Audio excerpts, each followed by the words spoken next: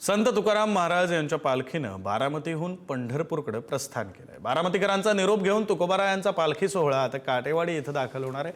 काटेवाडी इथं संत तुकाराम महाराजांच्या पालखी सोहळ्यातील डोळ्यांचं पारणं फेडणार मेंढ्यांचं रिंगण संपन्न होणार आहे। परीट समाजाकडून धोत्राच्या पायघड्या घालून पालखी सोहळ्याचं स्वागत करण्याची अनोखी परंपरा आहे। संत ज्ञानेश्वर महाराजांच्या पालखी सोहळ्यातील पहिलं उभं रिंगण आज चांदोबाचा लिंब इथं पार पडणार आहे।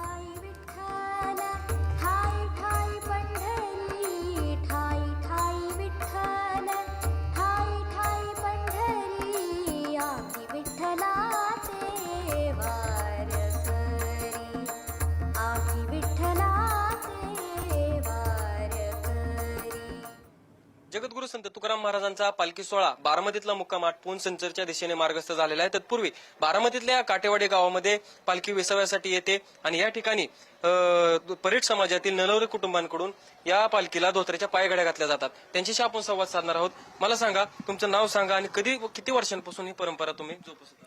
बाळासू निवृत्ती नवरे ही जी परंपरा आहे आमची 150 वर्षाची परंपरा चालू आहे।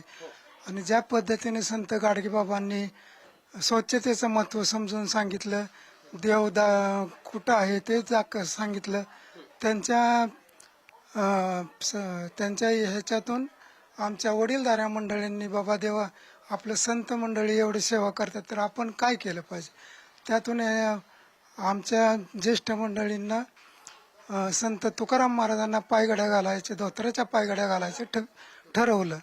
आणि त्याच्यामध्ये एवढा आनंद वाटतो की असं वाटतं की साधू संत येते घरात होची दिवाळी दसरा, एवढा आनंद आम्हाला ह्याच्यामध्ये होतो। आपण बघतो की अख्खे काटेवाडीतले ग्रामस्थ उत्साहाने या पायघड्या घालताना सहभागी होतात। कशा पद्धतीने नियोजन असतं? तुम्ही किती दिवस अगोदरच या तयारीला लागतात?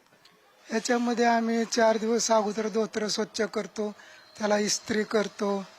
काय ह्याच्यामध्ये एवढा रस आम्हाला वाटतो की असं वाटतं की तुकाराम महाराज कधी या वेशीवर येतात आणि आम्ही त्यांचं कधी स्वागत करतोय, याच्यामध्ये एवढा आपल्याला आनंद वाटतो। जयकुमार जाधव, पुढारी न्यूज, बारामती।